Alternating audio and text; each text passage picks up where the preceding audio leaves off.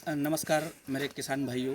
मैं राजेश सिंह, ग्राम खपड़िया, ज़िला रायसेन, मध्य प्रदेश से। आज हम लोग हमारे भाई पाटीदार जो बहुत ही अच्छे तरीके से मधुमक्खी पालन कर रहे हैं और मधुमक्खी से जो है इनकम जनरेट करने के कुछ नए नए तरीके और मधुमक्खी पालन करने का जो एक विस्तृत जानकारी है वो हमें देने वाले हैं।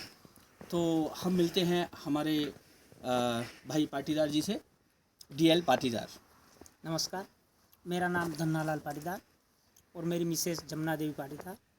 हम दोनों मधुमक्खी पालक, गांव करिया, तहसील सेलाना, जिला रतलाम, मध्य प्रदेश से हैं। पाटीदार जी, मैं आपसे कुछ क्वेश्चन करना चाहूँगा जिससे कि हमारे किसान भाइयों को मधुमक्खी पालन से संबंधित जो है विस्तृत जानकारी मिले। इसके लिए सबसे पहले मैं आपसे पूछना चाहूँगा कि जब कोई किसान मधुमक्खी पालन स्टार्ट करना चाहता है तो उसके लिए बेसिक जो टूल्स की इन्फॉर्मेशन होती है वो हमें कहाँ से शुरुआत करना चाहिए और किस तरीके से कौन कौन सी चीज़ों की हमें ज़रूरत पड़ती है, उन टूल्स और इक्विपमेंट्स के बारे में आप हमें विस्तृत जानकारी दे पाएंगे? तो सबसे पहले टूल्स में हमें हमारे कैप की आवश्यकता लगती है मधुमक्खी पालन में, जो हमारे चेहरे को मधुमक्खियों से बचाता है। ये कैप आती है, ये मात्र 100 रुपये की कैप रहती है।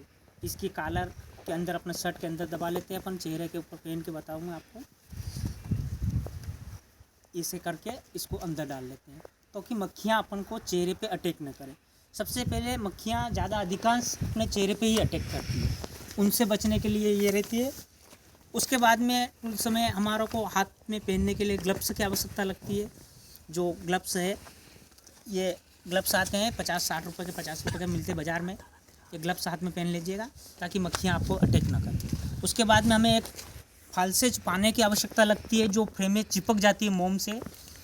उसके लिए ये एक फालसे जाता है पाना, ये 30 रुपये का आता है मात्र।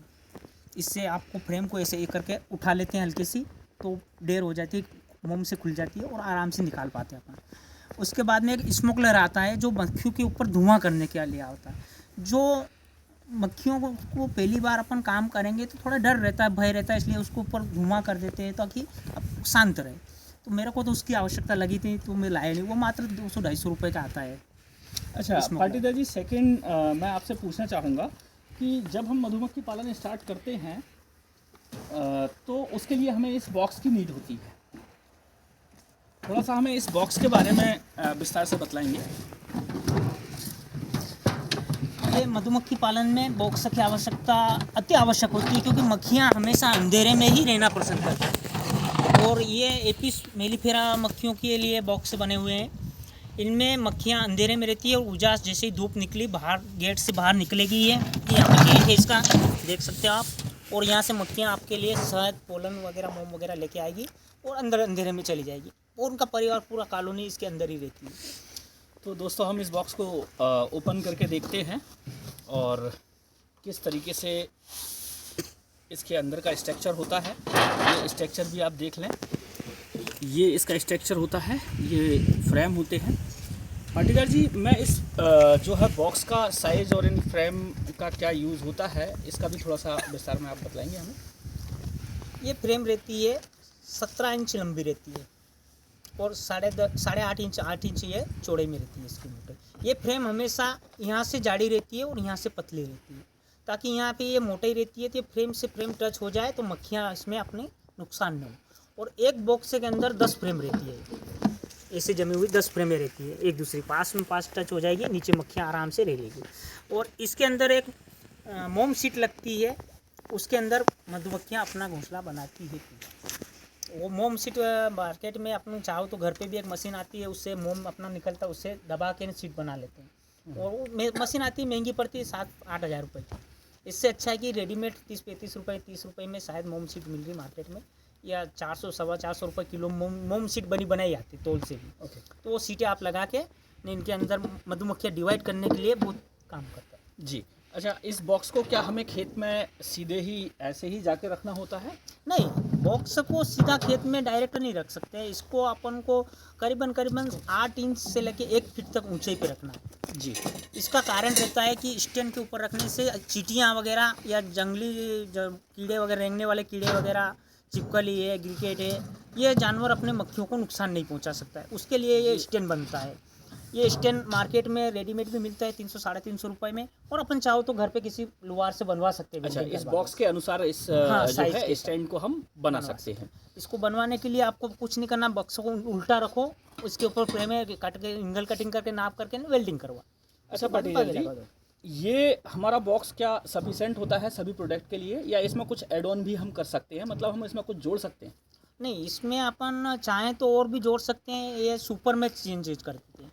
ये भी सिंगल कॉलोनी है, इसको डबल मंजिल कॉलोनी है सुपर में। अच्छा। मान लिया जाए कि मक्खियाँ बहुत ज़्यादा हो गई अपने पास, परिवार इसके अंदर शिफ्ट नहीं हो पा रहा है, तो या तो इसको डिवाइड करके 2 बॉक्स में करो, जी, जी, या जी। फिर इसके ऊपर सुपर चढ़ा दो। तो सुपर चढ़ाने में अपन को कितना फायदा होगा कि जब अपन शहद निकालेंगे तो शहद ऊपर वाली फ्रेमों में शहद रहेगा पूरी में, और नीचे मक्खियाँ और अंडे ही रहेंगे। ओके। अच्छा, मतलब आपका कहने का मतलब ये है कि जब हम इसे सुपर में कन्वर्ट कर देंगे, हाँ। तो जो मधुमक्खी की फैमिली एक्सटेंड होनी है वो नीचे वाले पोर्शन में रहेगी, हाँ। और शहद हमारा ऊपर वाले में रहेगा, जिससे कोई डैमेज नहीं होगा, हमारी फैमिली भी प्रॉपर बनती रहेगी। इसीलिए उस बॉक्स को हम सुपर बॉक्स कहते हैं, क्योंकि उसमें सेपरेट पार्टीशन हो जाएगा। सुपर के लिए पे आपको अलग से कुछ करने की जरूरत नहीं पड़ती है, केवल ये इसका पेंदा है, इस पेंदे को निकाल दो। अच्छा, नीचे वाले नीचे वालों को निकाल दो, और इसी के ऊपर आप चला सकते हैं। जी जी। अच्छा, मार्केट में नया चाहिए तो मार्केट में मिलता भी सुपर में। पाटीदार जी, हम इससे जो है मधुमक्खी पालन से क्या एक ही प्रोडक्ट जो है हनी हम ले सकते हैं, या इसके अलावा कुछ और भी प्रोडक्ट होते हैं, उनके बारे में बतलाएंगे? नहीं, मधुमक्खी पालन में तो अपन हनी के अलावा 4-5 वैरायटी और भी जो प्रोजेक्ट ले सकते हैं अपन। जैसे कि मोम है, तो मोम अपने हनी निकाल रहे तो ऑटोमेटिक आप सील काटोगे तो उसके साथ में मोम निकल रहा है आपका। अच्छा, मोम का यूटिलाइजेशन। हाँ, गर्म पानी में आप उस सीट को उबालोगे तो मोम जम जाएगा। ओके, है ना। उसके बाद में आपको पोलन मिल रहा है, ठीक है। जो मार्केट में 300 रुपये में एक पोलन ट्रे आती है, वही देना। पोलन ट्रे लाया, पोलन ट्रे लिया, तो उसमें क्या है कि पोलन ट्रे से आपको पोलन इकट्ठा होगा, ये आपकी साइड बिजनेस हो जाएगा, साइड की कमाई हो जाएगा ऊपर। उसके बाद में आपको परपोलिस है, उसके लिए एक सीट लगती है 300 रुपये की, 150-200 रुपये में जो भी आती है मार्केट में, मेरे को भी ध्यान नहीं है, शायद 300 रुपये बता रहे थे नीमच वाले। तो वो लगाएंगे तो उससे परपोलिस इकट्ठी हो जाएगी। ओके। राइल जेली अंडों से बनती है, इनके बच्चों के अंडों से, तो चूचे के अंडों ये रहती है पोलन की ट्रे। अच्छा, ये पोलन ट्रे होती है। हाँ, ये पोलन ट्रे आप देख तो सकते हो। आपके कहने इसमें के पोलन भी अनुसार जो इकट्ठा है- करा इन्होंने, ये देख लीजिएगा।